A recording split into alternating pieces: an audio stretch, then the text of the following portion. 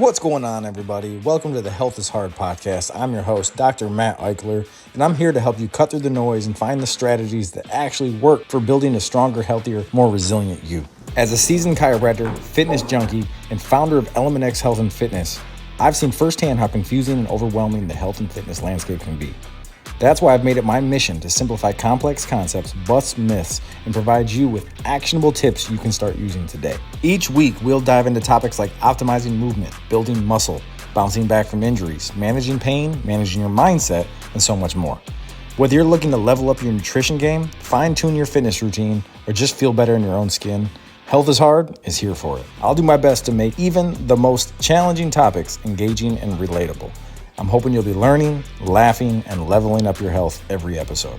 All right, let's dive in. Let the brain gains begin. Remember, the information/opinions provided in these podcasts/videos is/are for entertainment and educational purposes only, and is not intended as a substitute for professional medical advice, diagnosis, or treatment.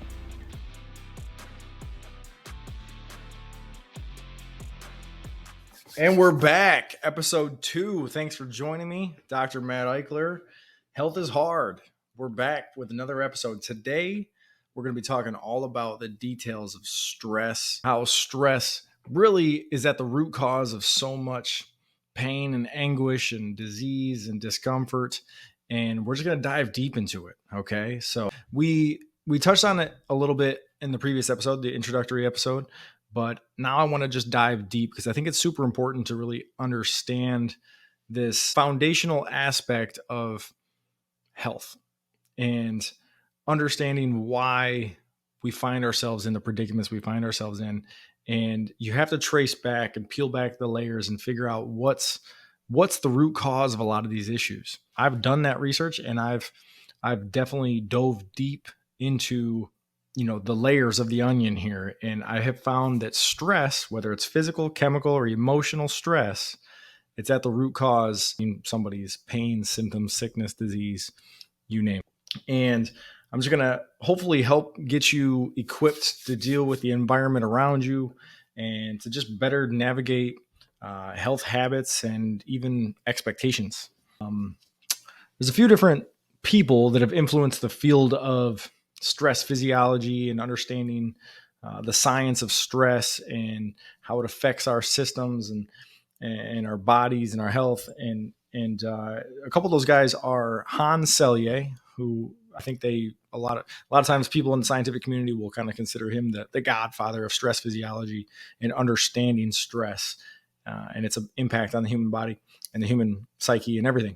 And Robert Sapolsky's written a bunch of books. One of my favorites I've read in a long time, and it's actually pretty heady and tough to get through, especially if you're a young practitioner or even a lay person or somebody that's not super nerded out on all the science of health and physiology and that kind of stuff.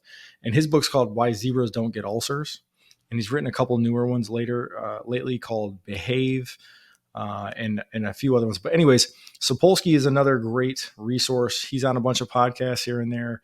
He has studied a ton of different situations when it comes to human health and stress physiology. And he even studies maybe chimpanzees over in Africa, just trying to get an understanding of stress physiology and social hierarchies. I think he's a professor out at Stanford of like neuropsychology or something out at Stanford. But anyways, those guys have really paved the way for us to understand stress, the ways we process stress and the way we deal with stress and our stress regulatory mechanisms and how we leverage stress to get positive benefits, but also the way it can affect our health starts with our autonomic nervous system. And you've probably heard of the sympathetic nervous system and the parasympathetic nervous system. And the sympathetic nervous system is your fight or flight response, right? When an acute stressor hits you and you're like, oh gosh, you have to fight or flight, right? But then the parasympathetic mode is that rest and digest and recover and grow and heal. And just that's the yin and the yang right there. Okay. So tonight I'm going to start with a quote. This is by Sapolsky. So we are constantly being shaped by seemingly irrelevant stimuli, subliminal information, and internal forces that we don't know anything about. And that's perfect segue into your autonomic nervous system, because that's what's happening, is that your autonomic nervous system is processing stimuli, dealing with stressors all day, every day. and you don't even know, which is amazing. It's just incredible that our physiology and our biochemistry and just the miraculous nature to how we stay running all day long every day, and we don't even have to think about certain autonomic functions. It's crazy to me. So anyways, let's read this, okay? This is going to explain the autonomic nervous system a little bit. So imagine your body is like a complex city with various systems working together to keep everything running smoothly. One of these essential systems is your autonomic nervous system, or ANS for short. The ANS is like the city's automatic control center, working behind the scenes to regulate vital functions that you don't even have to think about consciously. The ANS is divided into two main branches: the sympathetic nervous system, the SNS, and the parasympathetic nervous system, the PNS. These two branches work together to maintain balance in your body, much like how a thermostat keeps the temperature stable in your home. The sympathetic nervous system is like the city's emergency response team. When you encounter a stressful situation, the SNS kicks into action, preparing your body for a fight or flight response. It's like when the city's firefighters and police officers rush to the scene of an emergency. During this response, your heart rate increases, your blood pressure rises, your breathing quickens, and your body also releases stress hormones like adrenaline and cortisol, which give you a burst of energy to deal with the challenge at hand. This is similar to how a city's emergency response system or emergency services system work together to address a crisis and keep the city safe. On the other hand, the parasympathetic nervous system is like the city's maintenance and recovery team. Once the stressful situation is passed, the PNS steps in to help your body relax and return to a state of calm. It's like the city's cleaners and repair crews come in to tidy up and fix any damage after the emergency. The PNS slows down your heart rate, lowers your blood pressure, promotes digestion and rest. This is similar to how a city's maintenance teams work to keep everything running smoothly and efficiently during normal times. The key to a healthy autonomic nervous system is balance, yin and yang, like we talked about. Just like a city needs both its emergency response team and its maintenance crew to function properly, your body needs your SNS and your PNS working to PNS. When you say PNS, that almost sounds like, don't do it. Okay. Your PNS working together in harmony. When one branch becomes overactive or underactive, it can lead to health problems. For example, if your SNS is constantly activated due to chronic stress, it can lead to issues like high blood pressure, anxiety, digestive problems. On the other hand, if your PNS becomes dominant, I can't say PNS, I'm going to say your parasympathetic nervous system. If your parasympathetic nervous system becomes dominant, it can cause fatigue, depression, and a weakened immune system. By taking care of your body and your mind, you can help to ensure that your ANS is working ANS sounds like anus. PNS sounds like penis. ANS sounds like anus. This was a mistake. By taking care of your body and your mind, you can help ensure that your ANS is working optimally, keeping you in a healthy and resilient state in the face of life's challenges. Now, some cool things that your ANS, your autonomic nervous system, does is some things like we already mentioned: heart rate and blood pressure, digestion and metabolism. It's constantly regulating those things. Respiration and breathing, body temperature regulation, pupil dilation, constriction for different light scenarios. Those are just a few examples of the incredible ways our autonomic nervous system is working tirelessly to maintain homeostasis and keep our bodies functioning optimally without any conscious effort, by the way, which is just mind-blowing, isn't it? It's really just a remarkable testimony to the complexity and the adaptability of the human body, which is just awesome. It's constantly working behind the scenes to just ensure our survival.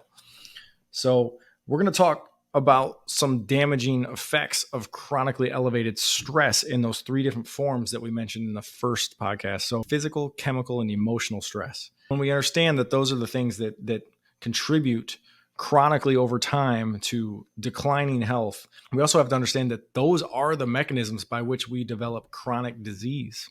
The chronic stress leads to chronic disease. Chronic disease is the elephant in the waiting room right now. Okay. Chronic disease is crushing America. We are on a trajectory that's mind-boggling when you look at the statistics. And let's go over a few of those right now. So chronic diseases are what I would call chronic lifestyle-related preventable illnesses. Sometimes I got to say that multiple times because you need to hear every word. Lifestyle-related preventable illnesses. Okay. And they are taking out 70% of U.S. adults when they die, they have died of a chronic lifestyle related preventable illness, almost 70%. When you do the math, it's like 66, maybe 68.6% or something like that. It's crazy. But if you are a human in the US, an adult human in the US, you have a 23% chance of dying of heart disease. You have a 25% chance of dying of a complication of diabetes. You have a 10% chance of dying from Alzheimer's disease. I think your likelihood of getting it is even more. You have a 40% chance of cancer and a 20% chance of dying of cancer. So the medical model is not doing so hot with chronic disease. The westernized medical model is not designed to deal with chronic lifestyle related preventable illness. It's designed to be reactive, not proactive. And we have to be proactive to stave off chronic disease. The reactive nature to the Western medical system is why we're having such trouble, because it's meant to put fires out in the case of an emergency. It's meant to save your life, not enhance the quality of it to a slight degree. Okay.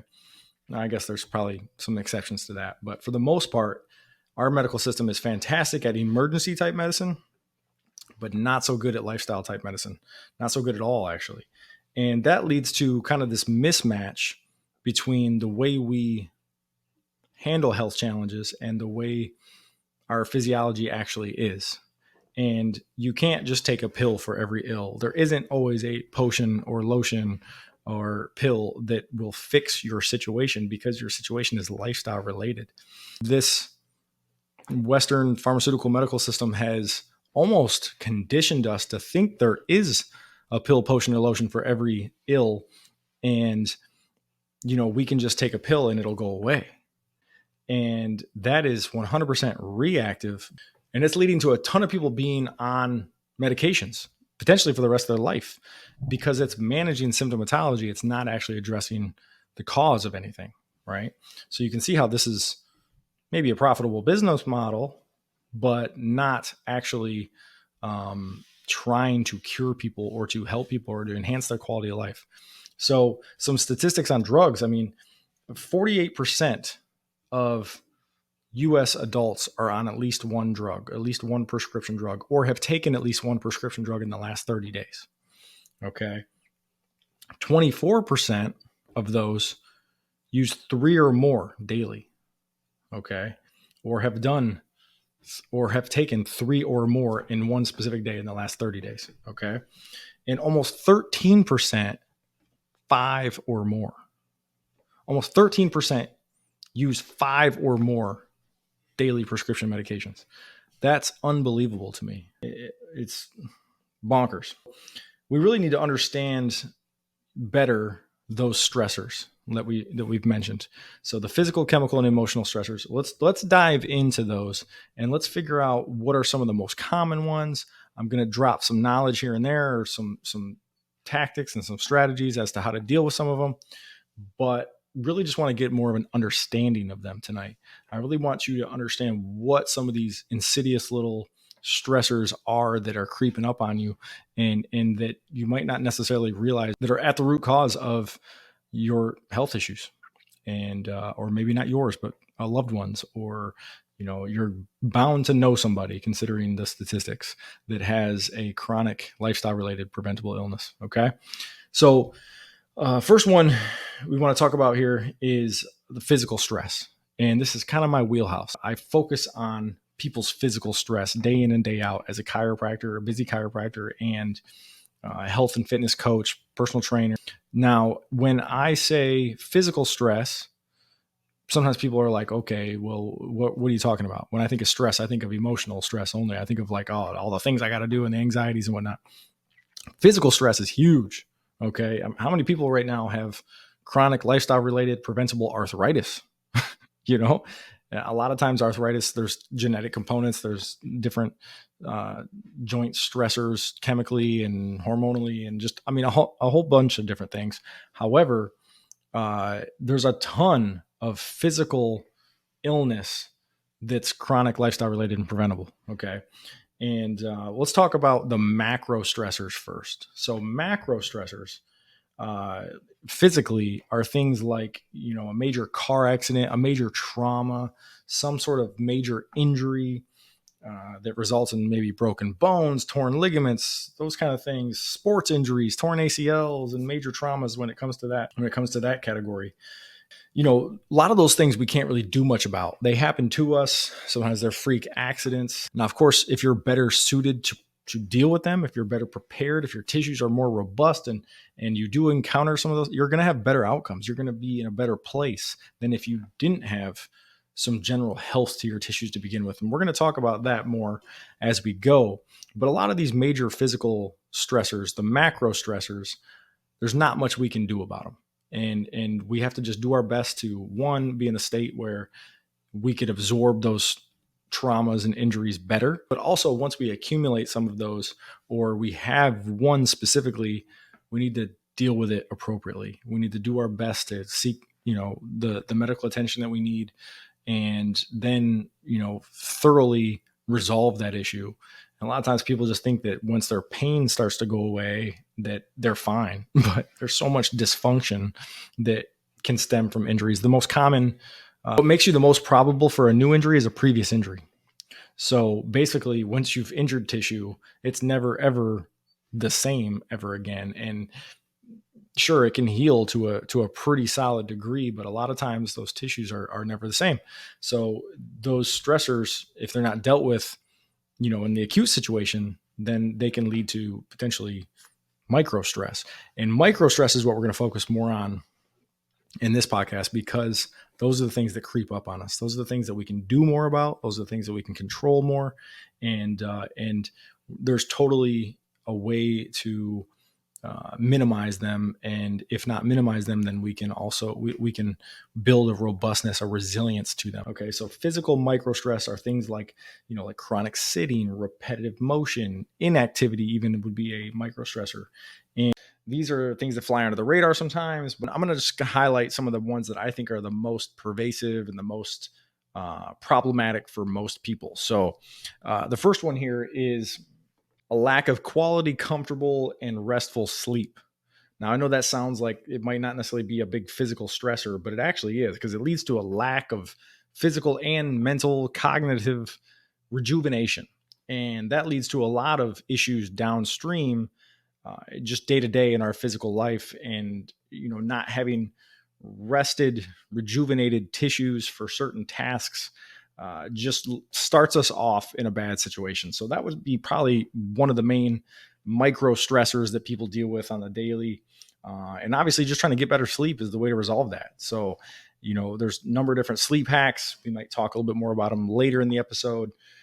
But they're the obvious things: cold, dark room, blackout curtains, those kind of things. Get off your phone before, don't eat a big meal before, those kind of things. But we'll touch on those later. So the next one is chronic sitting, which is insane in this country right now. The average American sits 10 to 13 hours a day. So you can imagine that those sitting habits tend to lead to more sedentary tissues, and then that leads to poor posture, and then poor posture leads to movement difficulties. Now, there's a hot debate on the internet right now about posture and if it even matters. And it's just like, you get lost in the nuances and you start thinking, okay, yeah, there's a lot of people griping about posture. And, if your posture sucks, then your health's going to just completely disintegrate. And that's not true.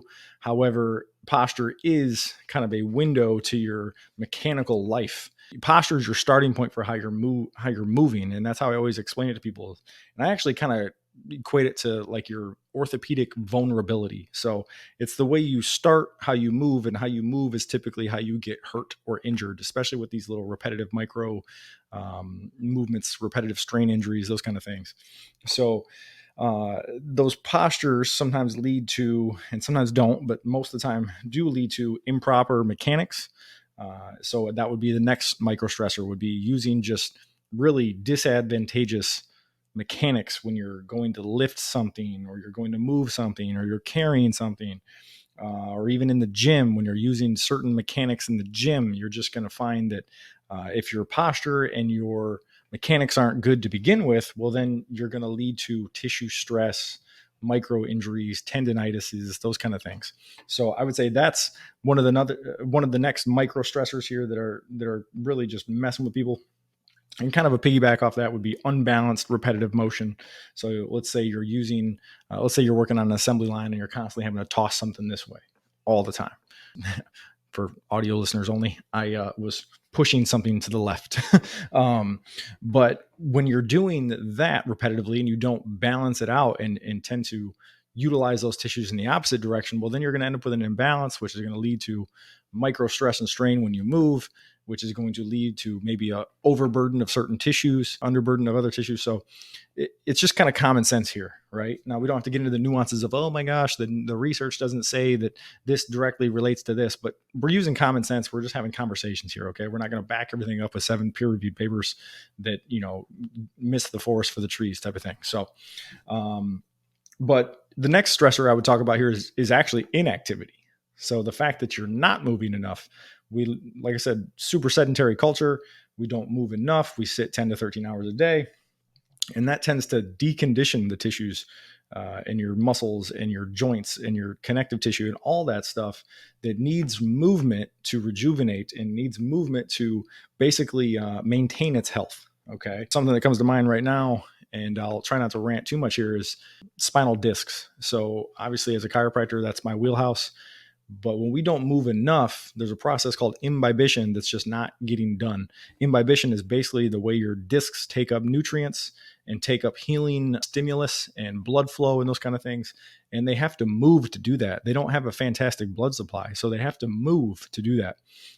So that's also kind of a general rule of thumb for a lot of different tissues, and also your lymphatic system and all these things that need movement to basically regenerate and to maintain the robustness of those tissues and organ systems and glands and everything. So inactivity is a big micro stressor.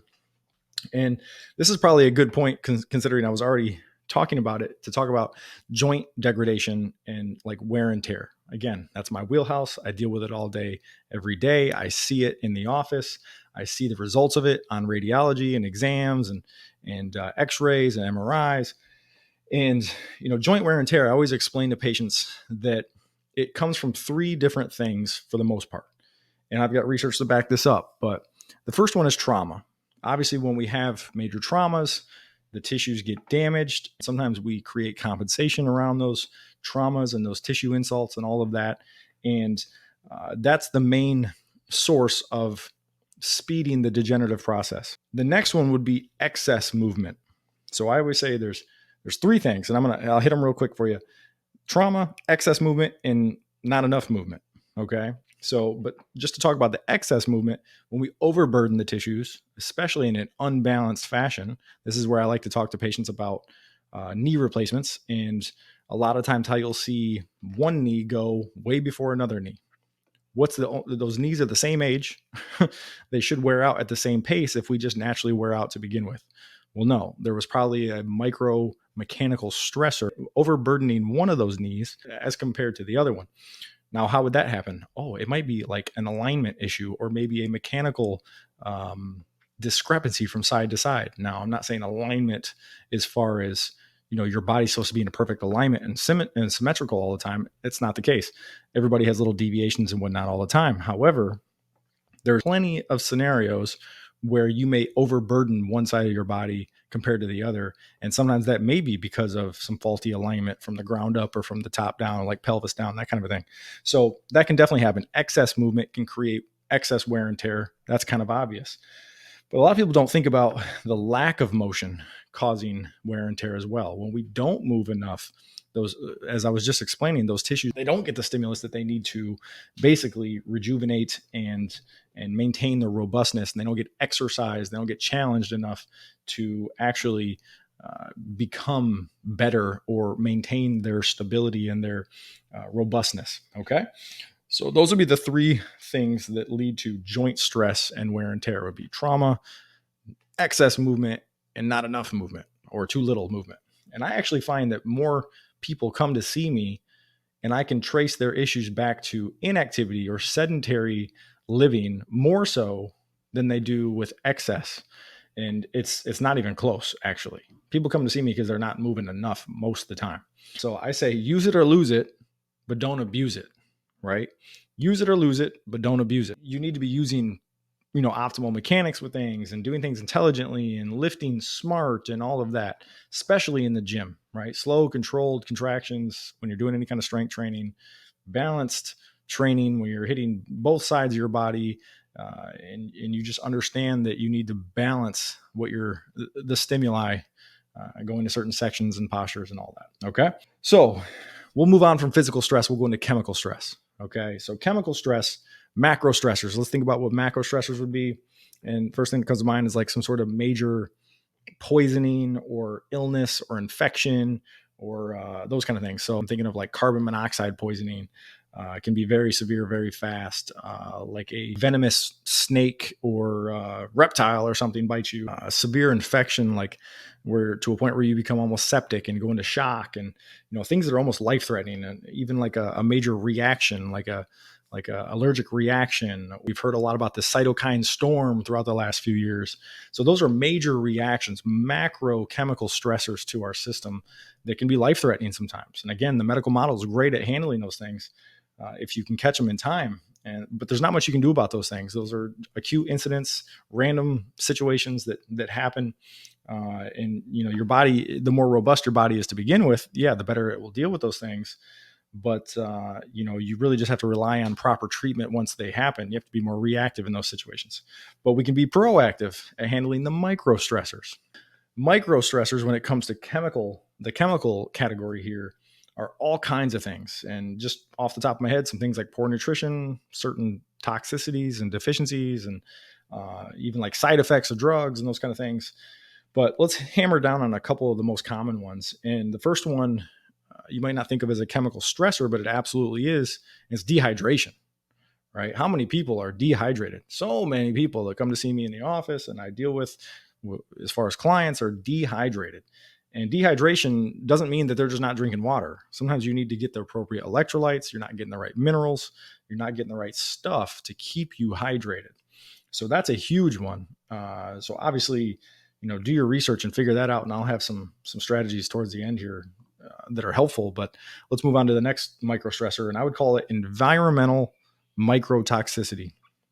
So environmental microtoxicity could be all kinds of things, and I'll just hit a few of them here. So air pollution, especially in the big urban areas and cities.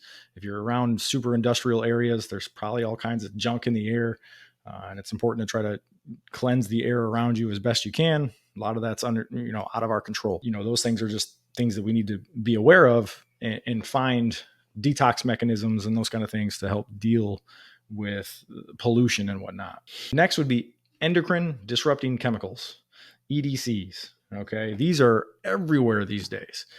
No wonder why our hormones are all jacked up. Men's testosterone's tanking, estrogen's everywhere. It's crazy. So, but things that come to mind with that are like, you've probably heard of bisphenol A, BPA.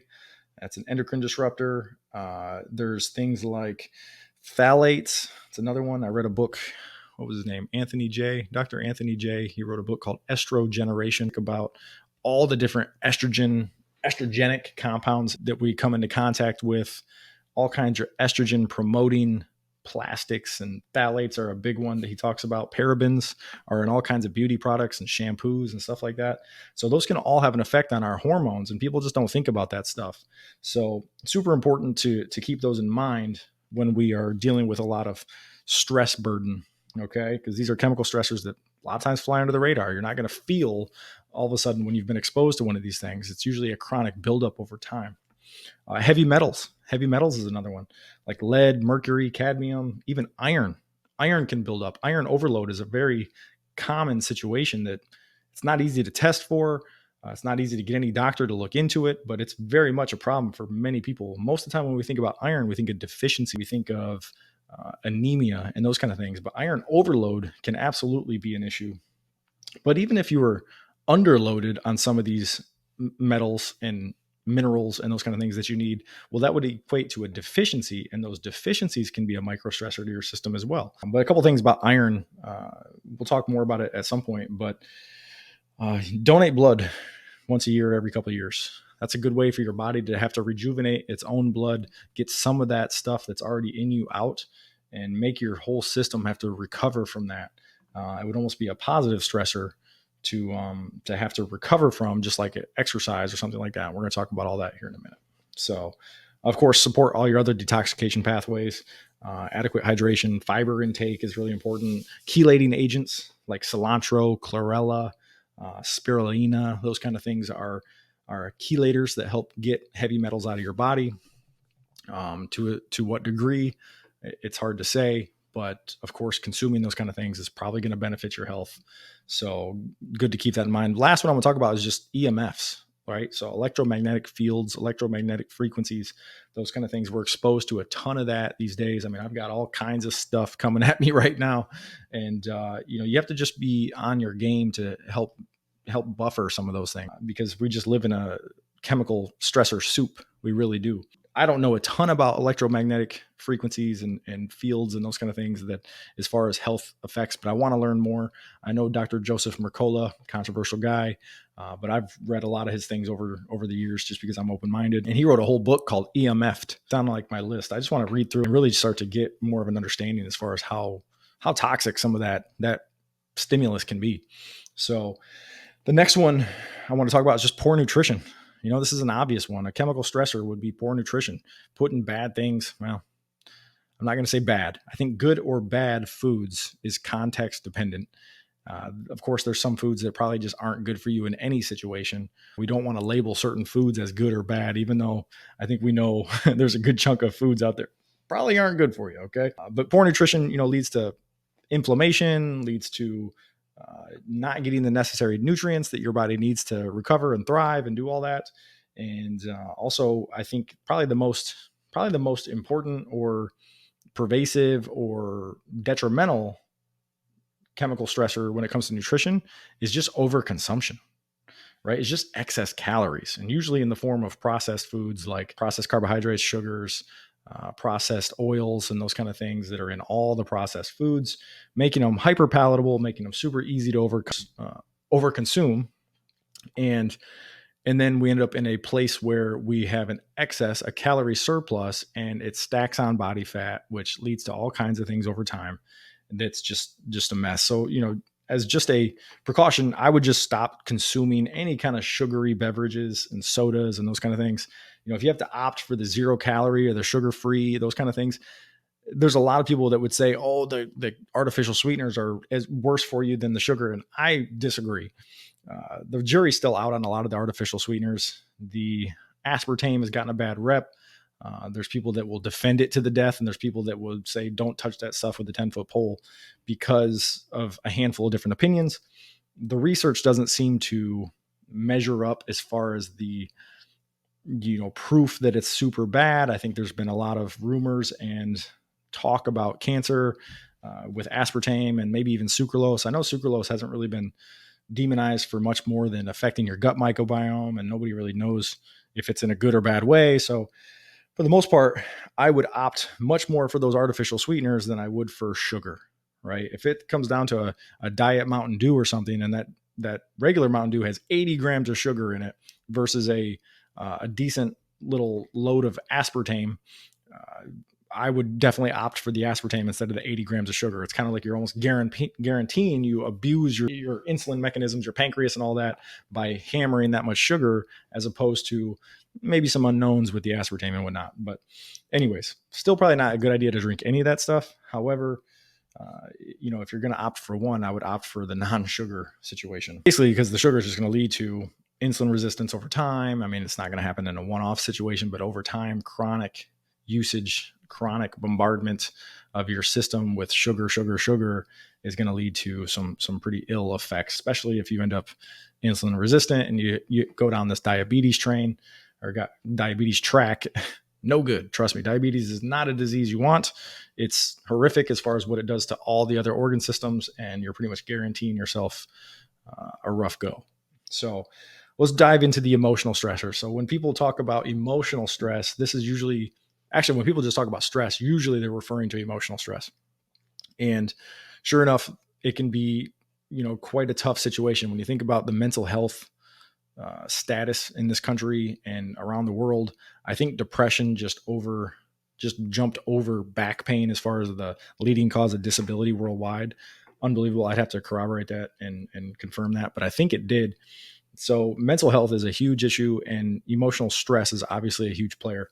So let's talk about macro emotional stressors real quick, just so you can get some context here. But a macro stressor would be like a death of a loved one when it comes to the emotional stress, divorce, bankruptcy, any kind of major issue that makes you grieve, custody battles, financial ruin, just all kinds of things can really be a macro stressor emotionally. But the emotional ones are, when it comes to emotional stress, the more insidious ones are the micro stressors, definitely, because they just fly under the radar and they constantly elevate our stress hormones day in and day out. And it's a lot of things that you wouldn't even think about, but you have to deal with. When it comes to that, first few that I want to highlight here are basically your like information overload. I mean, we live in a crazy world right now where information is coming at you all the time, and it's just overloading your system and your psychological triggers, and you're constantly being stimulated. There's all kinds of information coming at us. I have a statistic here on my computer that says in 2011, scientists estimated that Americans consumed roughly the amount of information equivalent to 174 newspapers per day. That's insane, right? Next thing we got to tackle, it's kind of almost the elephant in the room here, is social media, right? Social media and this comparison culture where we're constantly comparing our lives to somebody else, and we forget a lot that people are only posting their highlight reels. They're not posting the day-to-day grind, the things that people don't want to see. Most of the time, they're not posting that stuff. Sometimes they do. For the most part, we tend to scroll through our feeds and we compare our life in the moment to maybe somebody's best moment of their life. Maybe somebody's on an extravagant vacation and it's like, oh my gosh, that's the high point of their life. That's one of the most incredible things they might ever do in their life. And we're sitting here thinking, well, why can't I go on a vacation? Why am I not in a place where financially I can handle that right now? Or, why do all my stressors have to get in the way of me being able to do stuff like that? And it's just not the way to live. I mean, you have to understand that you're comparing your low lights sometimes to people's highlights, and keep that in mind. But that's definitely a huge stressor for people right now, especially young people that are super active on social media. I find myself in that situation a lot where I'm like, man, I wish I could do that, or I wish I was in a place where I wanted to do that, or I had access to that, or I, had already done this much and I've achieved this much and all those things. I do it all the time. So you got to take that with a grain of salt sometimes. So another micro stressor would be like a chronically abusive relationship. Maybe just family drama or spouse drama or passive aggressiveness within your communication with your spouse. And it's just constantly triggering you, and you're constantly having to deal with this micro stress. So that's another one. But also, not only a chronically stressful situation with somebody else, but also with yourself. How about your negative self-talk? How about the way you beat yourself up all the time? The way you talk to yourself and the way you view who you are on the inside. A lot of the times that's a huge micro stressor. For me specifically, I'm hypercritical of myself. I take steps towards trying to resolve it and trying to at least manage it. So, but on the flip side of that, not dealing with people or yourself, loneliness and social isolation is a huge one. I mean, you imagine how many, especially with social media and stuff now, we just kind of like isolate ourselves to electronics and whatnot, and don't have true, authentic human interaction sometimes. And that's a huge stressor, even if we're not recognizing it in the moment. But a bunch of other micro stressors involved here, daily hassles, just something as simple as traffic. I know Sapolsky in that book, Why Zebras Don't Get Ulcers, really highlights how, somebody can just honk at you at a red light, and all of a sudden your sympathetic nervous system is activated for hours after. Those kind of things are things that we humans psychologically deal with, that elevates our stress response, and it stays elevated for a certain amount of time, that zebras don't. Zebras don't deal with honking cars most of the time, right? So they tend to not get ulcers. That's the whole premise of his book. Isn't necessarily about ulcers, but it's about the stress response. And wild animals and how we used to be eons ago is so different than how we are now, and how certain psychological triggers can keep us in a super highly stressed state for a prolonged amount of time, which just wrecks our health. So I was thinking about this, and I was like, you know what? If I could imagine the perfect storm of all three of these stressors, maybe two of them more specifically, but then a third one eventually, that would be the perfect storm of stress, I can't help but say it's obesity. When we have stressed our system enough to where we have accumulated a huge excess of body fat and all the hormonal ramifications, and then all of the physical ramifications, and then eventually the emotional ramifications, and sometimes they're all mixed and mingled in there. Obesity is it. Okay, so when we get morbidly obese, it is a huge burden on our entire system and our entire physiology and all of our organ systems, hormones, glands, everything. So we just can't embrace obesity. When the political debates start revving up about accepting obesity and the whole big is beautiful movement and this whole thing, like, I get what we're trying to do socially, but physiologically, and when it comes to our health and our healthcare systems, we can't just accept obesity. Okay, like, sure, we can encourage people to do better. We don't have to be mean to them. There doesn't have to be bullying happening, but at the same time, we can't accept that it's okay or embrace it or encourage it. Okay, that's just crazy to me. As a physician, especially as a physician that works with people's physical health all day long, there's no way you're going to get me to just think that it's an okay thing. All right. But let's look at some stats here. So 74% of Americans are considered at least overweight right now. That's bonkers. Now, I know those are based on BMI statistics most of the time, and BMI doesn't account for body fat and muscle mass and lean mass and all that. But for the most part, for the sedentary population, for the people that aren't like gym rats, it's a pretty good measure, right? It gets us a good idea. Like, you're not going to have like a BMI over 30 and be in decent shape still. Like, it's probably just not going to happen. I think mine's like 28, something like that. So I'm getting close, but I've got a lot of muscle mass on me for my height and whatnot. 5'11", about 205. So, but 43% of Americans are clinically obese, which is a BMI over 30. 43%. That's bonkers. 43% of adults, but kids are not far behind. But projections are showing that by 2030, 50% of adults will be obese, which is insane considering all the health ramifications that come along with that. But yeah, like I said, it's not just affecting adults, it's affecting kids too. And this is just crazy to me.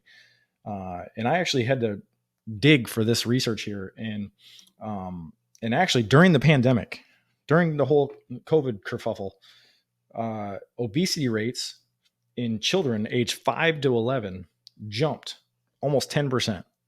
And they jumped from 36.2%, which is already bonkers. Okay, that's already insane. 33 or 36% to 45.7%. And I didn't believe this at first. I was like, no way. Absolutely not. First of all, I didn't believe that 36 some percent, whatever, is actually the real number. That kids 5 through 11 are actually, a third of them are obese. That's insane to me. But this came from a JAMA article, the Journal of the American Medical Association. So either way, those two are probably so much in communication that it might as well be the CDC. This just reminds me of something my parents always tell me about. And my dad always explains to me that he's like, there were no fat people in my high school. There was just, he was in high school in the late 60s. There were no fat people. It just didn't happen. Maybe one out of a high school of 400 or 500 kids. Now it's like you've got a third of them, maybe even close to a half of them in certain situations are obese.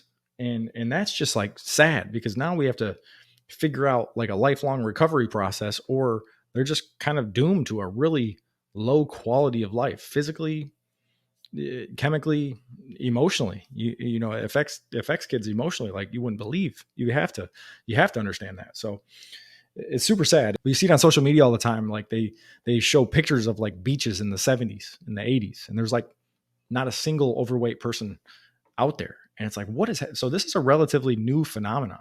Obesity's gone crazy since like the 70s. So we got to figure it out. It's a relatively new phenomenon, so we can't ignore it. If it's progressing at the rate that it is, we're in trouble. So we gotta handle it. We gotta go forth and conquer this thing, or else we're in big trouble. So another thing, when it comes to obesity and just this whole confluence of stress, is how they kind of all spill over and start to affect one another. So on the topic of obesity, there's a hormone called leptin. I've got a quote here from Dr. Lane Norton, who is a friend of mine, and I really respect his work. This is pulled right out of his book, Fat Loss Forever. So it's called the body fat set point and the leptin hypothesis here. So the body fat set point is sensed by the size of the individual fat cells.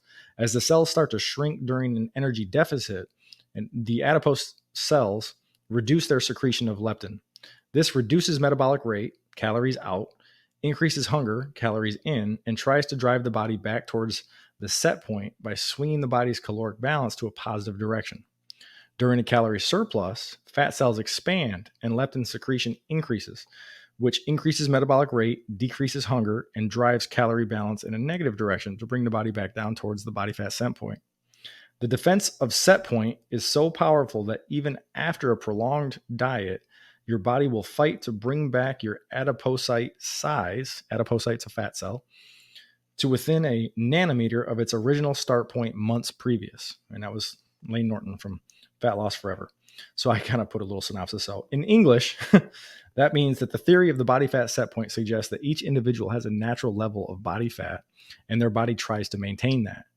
This level varies for each person and is influenced by genetics, diet, and activity level.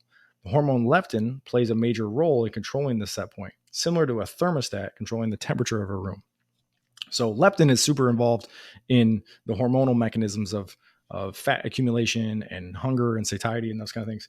But also this, when your leptin is all goofed up because of excess body fat and that kind of a thing, well, also that messes with your metabolic health. It also can mess with joint stress, even more so than just the obvious joint stress of excess weight on the joints. But also leptin's involved in joint health. So there's some newer studies that have been talking about this. Well, I guess this one's from 2003. It's been found in the synovial fluid and is expressed in cartilage, leptin is. Elevated leptin levels in the joint may contribute to inflammation and cartilage degradation. That was from 2014. And then leptin has been implicated in the pathogenesis of osteoarthritis, particularly in weight-bearing joints. And that was a study in 2009. Anyways, there's a bunch of people talking about this right now, too. Some of the gurus that you're seeing all over social media right now, like Dr. Peter Attia, Dr. Rhonda Patrick is another one. She's always on Joe Rogan. Dr. Mark Hyman, another guy who's been kind of a diet advocate for the longest time. He catches a lot of heat on the internet, but he's written like 15 New York Times bestsellers or something. So the guy's been in the field of research when it comes to nutrition and body fat and health and all that for a long time. So you got to respect some of those opinions. But basically, in conclusion, metabolic health and joint stress are closely related. So these stressors can spill over and affect one another, and it just becomes this convoluted mess. And this overburden of stress leads to something that Hans Selye, the guy that I mentioned in the beginning of the podcast, was talking about as the general adaptation syndrome, gas. With all the stress, we just end up gassed.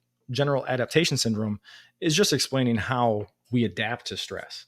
And we adapt decent for a certain amount of time, but when we're overburdened over time, there's a couple different phases here. So initially, when we're hit with a stressor, we have this alarm phase, right? Where all our mechanisms get activated. And that would be like our sympathetic nervous system just jumps our heart rate up. We get their blood pressure up. We get, respiration up, all those things to handle the acute stressor. But over time, we start to resist the stress. And we can resist the stress via other mechanisms. But certain resources in your body are mobilized to help maintain homeostasis and try to bring you back into balance.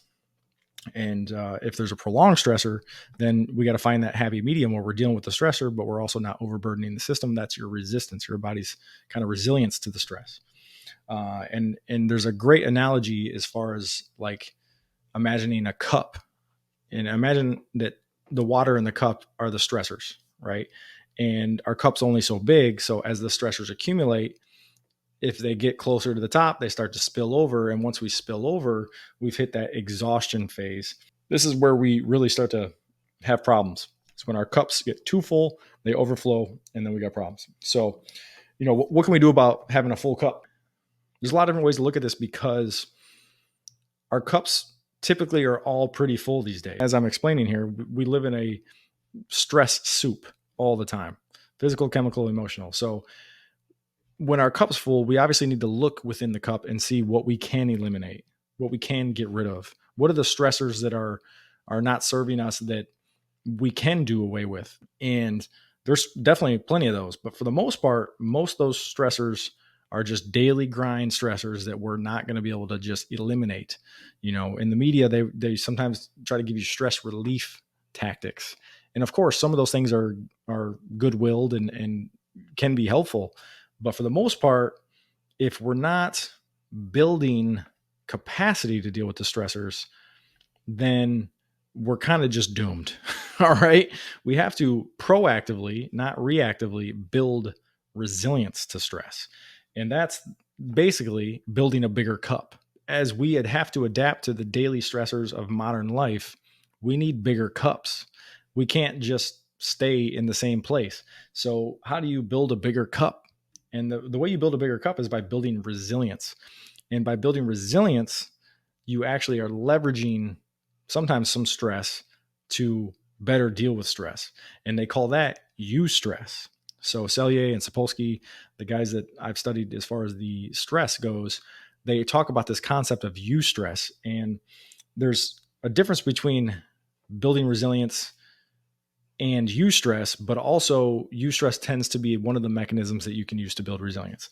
So, and sometimes just eustress, and it's spelled EU stress, is one of those things where you can leverage an acute stressor to build a capacity for more stress later, or to build capacity for a certain kind of stress. And certain things that come to mind right away are things like cold baths, and those kind of super popular right now, sauna, cold plunge, those kind of things. But the main thing that we need to do is leverage what I've deemed the 4 pillars of health, or the 4 elemental health categories. And this is how we build resilience to stress, is by building health reserves. We touched on this in the first episode, but building those health reserves comes through proactively supporting 4 different pillars of health. And those are nutrition, movement and exercise, psychology, psyche, and your ability to think through things. Okay. So psychology, and then also rejuvenation and recuperation from just daily life. So how we eat, how we move, how we think, and how we recoup. Those are the 4 pillars of health that have withstood eons, that have been the main things that humans need to optimize to actually build up their health and to actually support their health. There's no getting around those things. Those have been around forever. And as long as we're still humans and not some sort of cyborg hybrid human that's probably coming down the pipe, well, then we still need to leverage those 4 things for health maintenance and health promotion, and building health reserves, like a health bank account. Those are the 2 ways we're going to build a bigger cup, is by leveraging how we eat, how we move, how we think, how we recoup, and then leveraging other little stresses within those 4 categories to help us become more resilient to stress. So let's talk about some evidence-based strategies for managing stress. And those evidence-based strategies would be within those 4 categories. All right. So first thing I want to talk about is just moving better, moving more. All right. Moving more frequently, getting out of these sedentary ruts. I'm thinking about things like ergonomics. I'm thinking about things like postural promotion, just movement throughout the day, trying to get 8 to 10,000 steps in a day. Joan Vernikos is another author that I've studied a little bit, and she's like a NASA researcher, researched astronauts and the effects of gravity on their health. And one of the things I've taken away from her books are these things called G habits. So she calls them G habits, gravity habits, I guess. And basically just looking for opportunities to move your body, right? To challenge yourself against gravity a little bit, so you maintain a resilience against gravity a little bit. And real quickly, to my mind, is lifting weights. Obviously, that makes sense, and we're going to get to that because I think that's one of the main ways that we need to do this. But just things like micro breaks when you're sitting all day. Don't tell me that you're too busy to stand up and take 30 seconds to stretch and move a little bit before you get right. I mean, some people tell me in the office like, "Oh, I don't have time to get up and stretch." And I'm like, you don't have time to get up and turn your body once one way and once the other way and kind of move around a little bit, take a deep breath, sit down, stretch your arms out. Don't tell me you don't have that kind of time. All right. I'm not buying it. Okay. So anyways, moving better, moving more. That's one of the best ways to help start to build resilience and manage stress, but also build resilience to it. The next would be eating better and detoxing more. Okay. Kind of the optimal diet that I've come up with here is what I call it the CC Spish diet. So that's the CC Spish stands for calorie controlled. That's the CC. That means you're not over consuming. Okay. Like I said, overconsumption, I think, is the main issue when it comes to diet. And that's what leads to everybody's major problems down the road and body fat accumulation and all the horrific things that come along with it. Okay. So calorie controlled, supplemented. All right. So some people might say that supplements aren't that important. And I disagree, mostly because of the status of nutrition in this country. Our soils are depleted.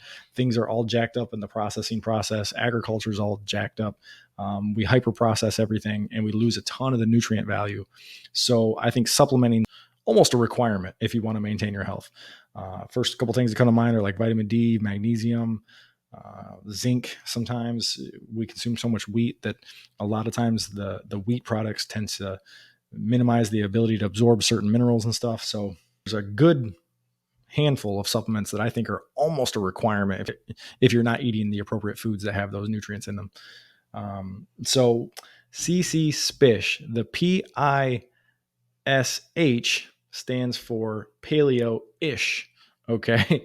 So paleo, I think, is probably the best diet to try to follow. And it's common sense. I mean, don't let anybody else tell you that that there's probably anything better than paleo. Is there anything better than paleo? Because it just gets you away from the processed bullshit. It just gets you away from the junk, right? Lean meats, vegetables, roots, tubers, those kind of things. Now, of course, there's hot debate about vegetables these days. Like certain vegetables are trying to kill you. And I mean, every couple of years, something else is trying to kill you. All right. But common sense would tell me that if you're eating whole foods, you're eating lean meats, you're prioritizing protein. Oh, that's the other part of the P. So it's paleo-ish, but I sometimes say protein prioritizing paleo-ish. So it's kind of a P cubed right there. Protein prioritizing paleo-ish, because you want to make protein probably the number one macronutrient you're trying to eat for a number of different reasons. We'll talk more about that later. It's late. I can't talk tonight. It's almost 1:00 in the morning as I'm doing this. So, all right. So a couple of strategies when it comes to eating better. Just thinking about almost convenience as the enemy, right? Whenever you think of something that's just going to be super convenient, well, because it's super convenient, it's probably not ideal. And when you think about convenience is the enemy, then that's going to keep you away from a lot of bad stuff, like just whipping through drive-thrus all the time and that kind of thing. And then another way to detox better in this whole category, so eating better and detoxing more, saunas are fantastic at when you sweat. So just the act of sweating, so exercise, saunas, whatever's going to make you sweat, that is a huge detox mechanism for your body that most people don't think of. They think of sweat as just a calorie burn. You're doing it for your vanity reasons, but sweating is hugely important for detoxing. It gets a lot of the toxins that build up in your system out of your system. Okay. But going for walks, it's going to kick your lymphatics around. It's going to make sure that you're draining the lymphatic system, and you need movement to do that. So get in nature, getting out in nature. I'm not going to say I'm a grounder, but I think that getting in touch with nature has tremendous benefits psychologically, not just that you're discharging positive ions into the ground, which maybe you are. I think there's more research to be done on that, and I could dig it if it was totally validated. But I'm not saying I don't believe it. I'm not saying I'm behind it 100%. That's how I am about a lot of things. You're going to notice that about me throughout listening to these podcasts, is that I'm very open-minded and I just like to have conversations about things. And I don't necessarily have this ego that has to like poo-poo on things just because it makes me feel morally superior or more intelligent. Like I will just talk about anything, and I'm always open to the fact that something might be super effective or that something might be very much validated, but without a ton of clinical science or research or peer-reviewed papers. I think that that's kind of a mind virus when you get stuck in this paradigm where you can't believe anything that doesn't have, a bunch of placebo-controlled trial. I think that that's a mistake, that you can only accept that kind of information. So, anyways, there's a value to being open-minded, but there's also that phrase that you can't be so open-minded that your brain falls out. So you got to cross-reference things. And I think common sense in the world of health is so vital. I see physical therapists fighting with chiropractors, and then I see nutritionists fighting with naturopaths, and I see all this feuding in the worlds of health, and it just annoys the absolute heck out of me because we fight about these nuances. We miss the forest for the trees, and that's where I find a lot of the like science-based, evidence-based, I almost want to say worshipers, but their minds have just been so confined to what the research says that they almost lack common sense.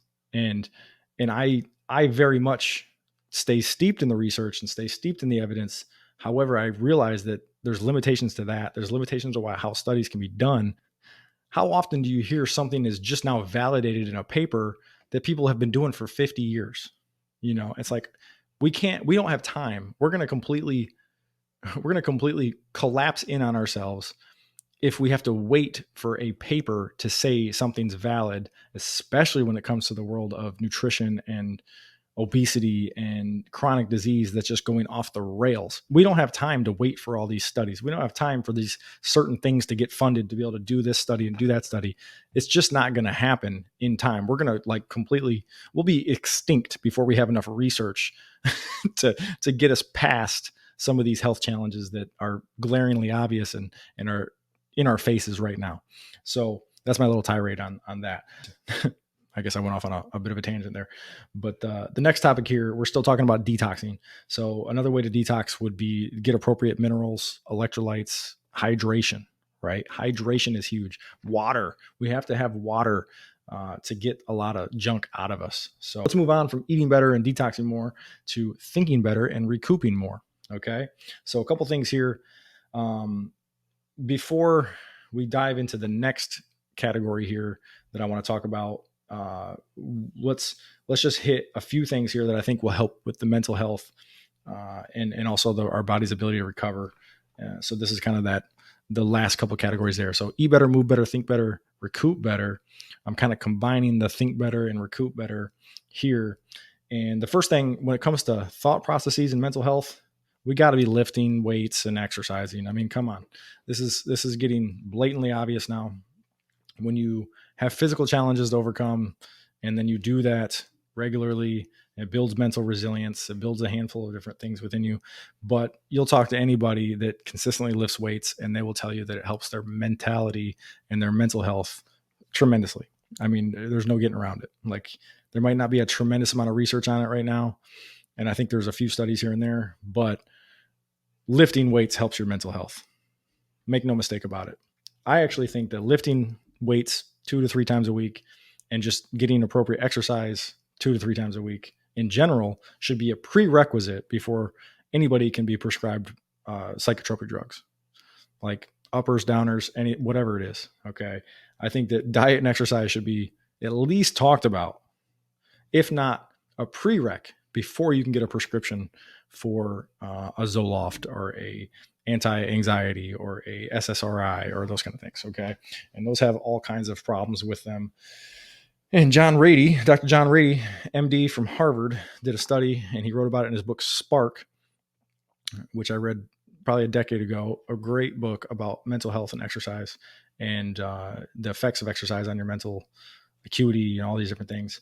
And there is a study in there that showed that exercise was as effective, if not more effective, than Zoloft for mental health challenges in that category. So brilliant study. I wish it didn't get as much traction as it should have, but it's definitely there if you want to find it. So, but anyways, another thing mental health wise that's been killing the game for me lately has been cold plunges.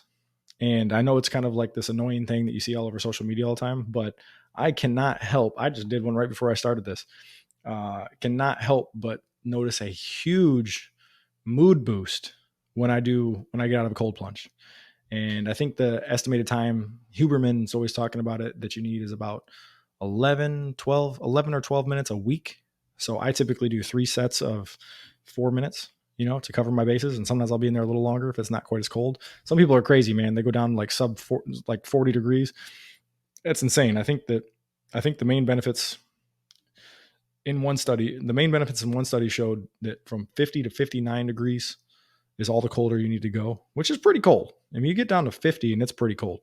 But I stay right in the mid 50s and it's somewhat I think if you get lower than 50, it's just a mental resilience exercise. It's a toughness exercise. And I understand the benefit to that totally. I understand the discipline that it requires to get in 50-degree water all the time, or 50 and below. I mean, I think Joe Rogan does it at like 34 degrees or something. I mean, just above freezing. That's unreal. Dude's a beast. I like to be right at 50 to 55 degrees, keeps it doable, keeps it something that I dread a little bit less. And I still get tremendous benefits from it. So I know it's annoying. It's all over social media, and it's one of those things where you kind of roll your eyes about, but I can't help but notice the benefits. I've been doing it for probably a year or so now. 3 times a week, 3-4 minutes. It's money. Anyways, thinking better. I call this the mind virus, and just trying to be aware of the mind virus that just plagues our nation and world right now. And I think it's a combination of a victim mindset, entitlement, instant gratification, and convenience culture, right? You combine those 4 things and you've got a heck of a mind virus that just alters your way of thinking. It just alters your ability to rationalize and understand health. It really does. Because when those things are all combined, it's like you're going to do almost nothing. If you're letting those things win and really shape your mindset, you'll do almost nothing to support your health. You'll be completely reactive. You'll completely focus on just what your doctor says. You'll do nothing for your health, and you'll pretty much walk right off a cliff as far as your health almost. Okay. So a couple things you can do for mindset that have been shown in a lot of research. A daily gratitude practice. Daily gratitude practice is huge. I do pretty much a daily gratitude practice. Sometimes I miss, and I don't beat myself up for missing. That's a whole other thing. But when I do it, I try to think of 3 things that intrinsically I'm grateful for. And intrinsic would be like something about my physiology, my physique, my body, my organ systems, a lot of those things that are happening with that autonomic nervous system that I don't even have to think about. Like, I'm grateful for my blood pumping throughout my body today. I'm grateful for my heart never stopping. I'm grateful for the lungs that I have that are robust and can bring in a lot of air and perfuse my tissues with oxygen so I can function properly throughout the day. I'm grateful for my legs, having both of them. I could easily not have one. I could easily have lost a limb at some point. I'm grateful for all the different abilities that my physique has to be able to go and do the things that I like to do, to go lift weights, to go to the gym, to walk from my car to the grocery store. I park away from the grocery store sometimes, so I just use it as a bit of a gratitude exercise. I park way out in the boonies because I'm grateful that I can walk from there to there, and I'll save those spots for the people that can't, right? Like it's a daily gratitude practice when I go to the dang grocery store, because I want to park further away, or the gym or anything. So I want to park further away because I want to walk in there and I want to be grateful that I can. Okay. So those are intrinsic gratitude practices, or those are intrinsic gratitude attributes.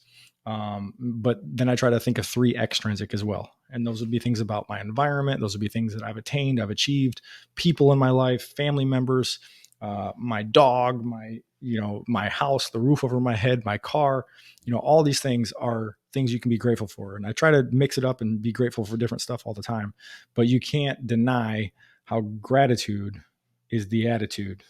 It's hard to be in a bad mood after you've really sat there and focused on what you're grateful for, or depressed or anxious, or even those kind of things. It's like an antidote. Okay. But sometimes you got to remind yourself often. That's for sure. Forgiveness is another one. Okay.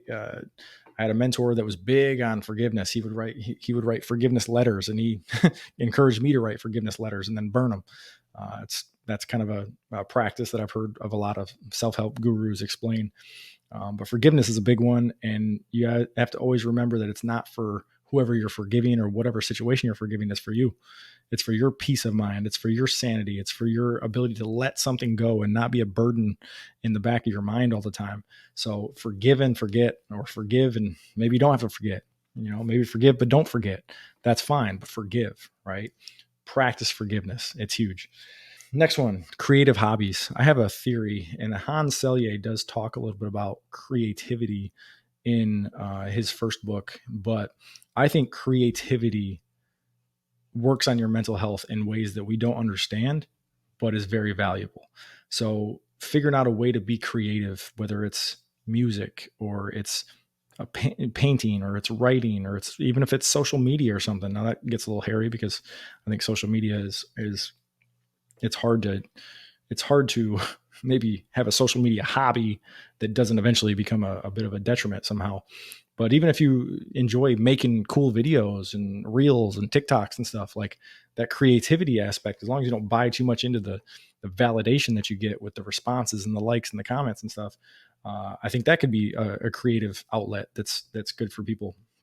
But just something where you can be creative, I think is huge for your mental health. And then some obvious ones like prioritizing sleep. I said we would touch on that later, but things like a cold, dark room, not cold. I mean, 60, I think it's like 65 to 72 degrees, somewhere in there. I like mine about 71, 72, sometimes even like 73 is fine for me. But minimal electronics. You want to try to be away from your electronics. You want to try to, kick out the Wi-Fi as much as you can. I set my phone to airplane mode. I think that's a common thing that a lot of people do these days when they go to sleep, but I sense it when I do not have it on airplane mode.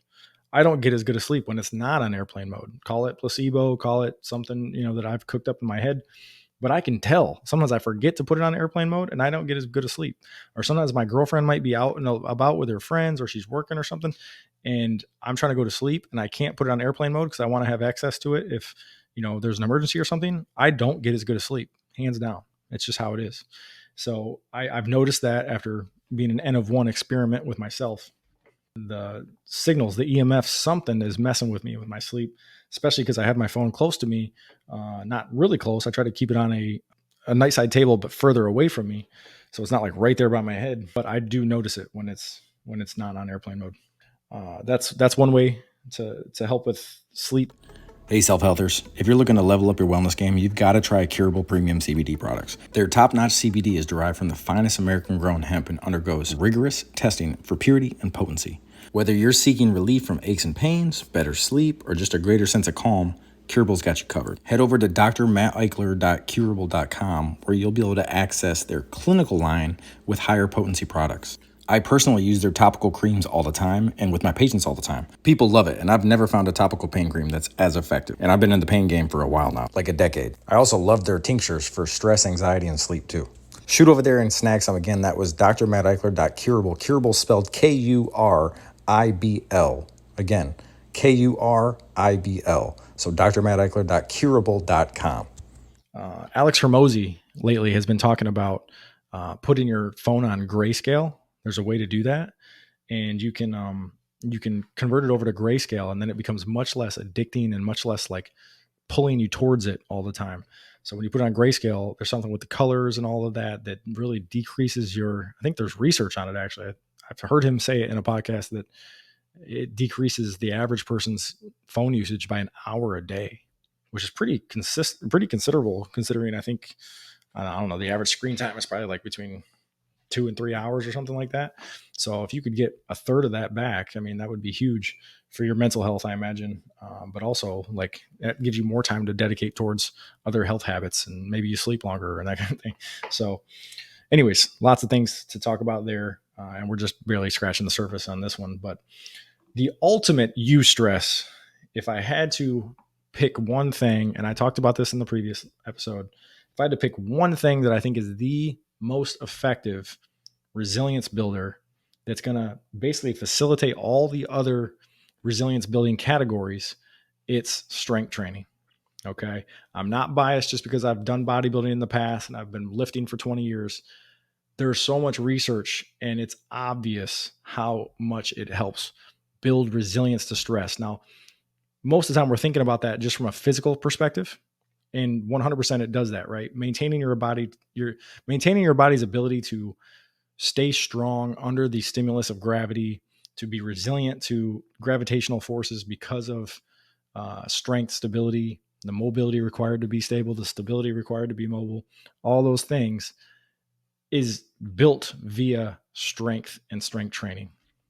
And there's just no getting around this. I think it's the number one habit you can do consistently. If you were strength training pretty progressively and not intensely, but intentionally 3 times a week, push pull legs, right? Uh, there's so much benefit there. And I would say push pull legs, okay? Because you want to double the pulling that we're doing, the pushing, considering we're always sedentary, we're collapsing in ourselves. We'll talk about that more later, okay? So, anyways, the most beneficial thing you can do is building muscle, building strength, lifting weights. And I'm just going to briefly run through some of the things because I'm going to do a whole episode on this at some point, just all the benefits of that. But here's a quick little infographic I'm going to run around.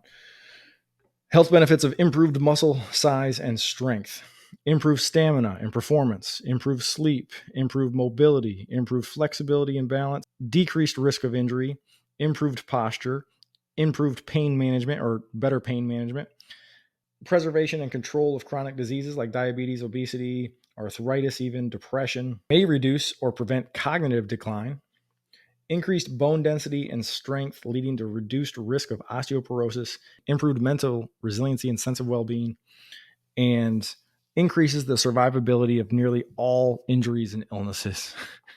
Do you need more of a reason to be lifting weights and building muscle at all times and staying in that anabolic kind of muscle building, build up of your health, build up of your physique versus a catabolic breakdown, collapse in atrophy process?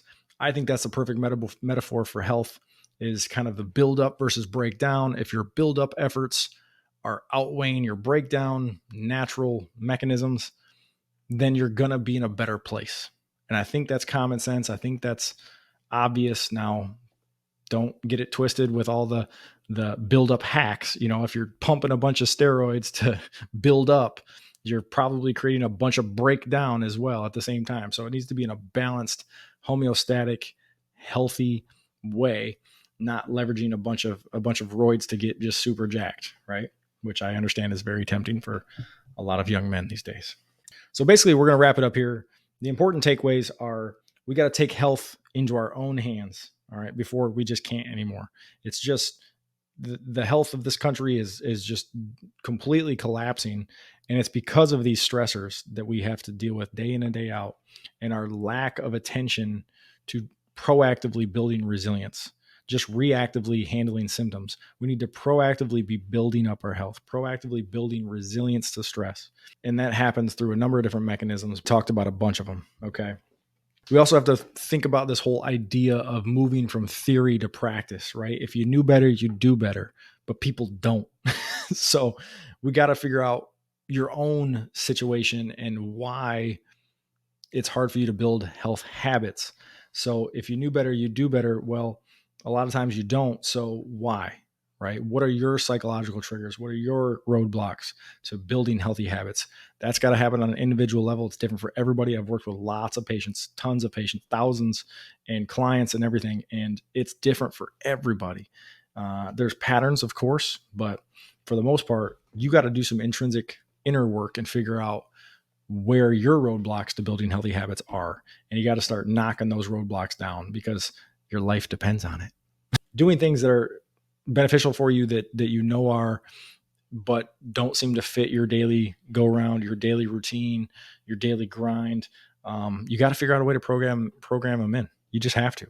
When your health suffers, everything else suffers, right? There's a great quote that says, "A healthy man has a ton of desires. A sick man only has one." Think about that for a second. Brick by brick. It's not easy. Health is hard. That's why we're doing this podcast. This quote is by Robert Sapolsky, the guy that wrote Why Zebras Don't Get Ulcers.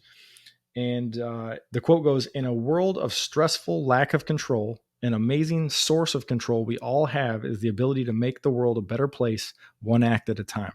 I think that's fantastic. We all have the choice to make our situation and the situation around us better, one small act at a time, one atomic habit, like James Clear talks about, a small habit that can compound, that can lead to an awesome thing over time. All right. So I appreciate it.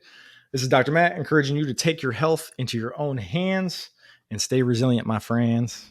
All right, that's a wrap for today's episode of the Health is Hard podcast. I hope you found some valuable tips to help you on your journey to a healthier, more fit, more resilient version of you. Remember, building a stronger, healthier you takes time, and I'm here to support you every step of the way. If you enjoyed today's episode, please subscribe, leave a review, and share it with a friend who could benefit from the goods that were in this one. Be sure to check out the show notes for resources and a special offer from our sponsor, Element X Health and Fitness. As a listener, you can get my free 83-page Chiro Companion Mobility Guide when you visit elementxhfc.com. That's Element X, H as in health, F as in fitness, C as in culture. If you have questions, suggestions, or just want to connect, find me, Dr. Matt, on Instagram and TikTok at Dr. E Health, DRE Health, and Twitter at DREX Health. Let's keep this conversation going. Thank you for being part of the health and fitness culture we're building together. Keep putting in the work, stay consistent, and cheers to making health a little less hard today.